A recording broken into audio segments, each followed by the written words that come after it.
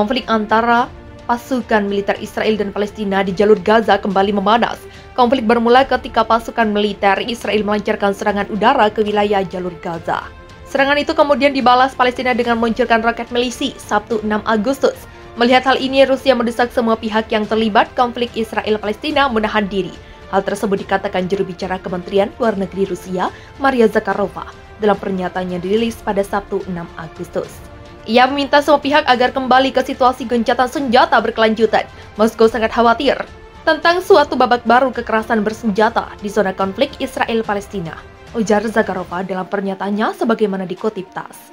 Kami meminta semua pihak yang terlibat menunjukkan pengekangan diri maksimum, mencegah eskalasi aktivitas militer, dan segera kembali ke situasi gencatan senjata berkelanjutan, tambahnya. Zakharova menyebut tensi di sekitar Gaza meningkat setelah Israel meluncurkan serangan udara yang dibalas tembakan roket oleh kelompok milisi Palestina. Menurut informasi terkini, serangan Israel membunuh 10 orang Palestina dan menimbulkan lebih dari 80 korban luka, kata Zakharova. Menurut informasi terbaru yang dirilis otoritas Palestina pada Sabtu 6 Agustus, jumlah korban tewas akibat serangan Israel telah bertambah menjadi 11 orang. Kami sangat khawatir dengan perkembangan ini yang dapat berujung ke sebuah konfrontasi militer skala penuh dan memperberat lebih jauh situasi kemanusiaan yang sudah menyedihkan di jalur Gaza, kata Zakharova. Zakharova pun menyatakan bahwa posisi Moskow terhadap konflik Israel-Palestina tegas, yakni mendukung upaya mencari solusi komprehensif dan jangka panjang berdasarkan prinsip dua negara Israel-Palestina. Kami sekali lagi menggarisbawahi bahwa hanya mungkin mengakhiri siklus kekerasan melalui proses negosiasi yang harusnya berujung ke implementasi dari hak sah rakyat Palestina mendirikan negara merdeka di antara perbatasan tahun 1967 sebelum Perang Arab-Israel, ujarnya. Moskow murka serukan hentikan serangan udara Israel di jalur Gaza. Rusia, kami menahan diri. Juru bicara Kementerian Luar Negeri Rusia Maria Zakharova dalam sebuah pernyataan Sabtu 6 Juli 2022 menyatakan Rusia hari ini menyerukan diakhirinya segera serangan udara Israel dan gencatan senjata berkelanjutan di Gaza. Di halaman telegramnya, ia menuliskan, Moskow sangat prihatin dengan babak baru kekerasan bersenjata di zona konflik Israel-Palestina. Kami meminta semua pihak yang terlibat untuk menahan diri secara maksimal, mencegah eskalasi kegiatan militer dan segera kembali ke gencatan senjata yang berkelanjutan, ujarnya. Menurutnya, ketegangan mulai meningkat setelah Angkatan Udara Israel menyerang jalur Gaza pada 5 Agustus, yang memicu tindakan balasan dari kelompok perjuangan Palestina. Rusia menerima laporan serangan Israel telah menewaskan 10 warga Palestina dan menyebabkan lebih dari 80 orang terluka. Kami sangat prihatin dengan perkembangan ini yang dapat mengarah pada konfrontasi militer skala penuh dan semakin memperburuk situasi kemanusiaan yang sudah menyedihkan di jalur Gaza, katanya.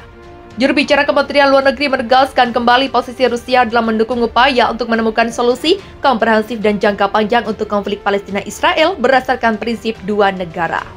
Kami sekali lagi menunjukkan bahwa hanya mungkin untuk mengakhiri siklus kekerasan melalui proses negosiasi yang harus mengarah pada implementasi hak sah rakyat Palestina untuk menciptakan negara merdeka dalam perbatasan 1967, tegas Zakharova. Militan Palestina menembakkan roket ke Yerusalem pada Minggu 7 Agustus. Serangan itu tidak menimbulkan korban, tetapi menandakan jangkauan dan tekad baru militan Palestina ketika Israel melancarkan serangan udara di jalur Gaza untuk hari ketiga.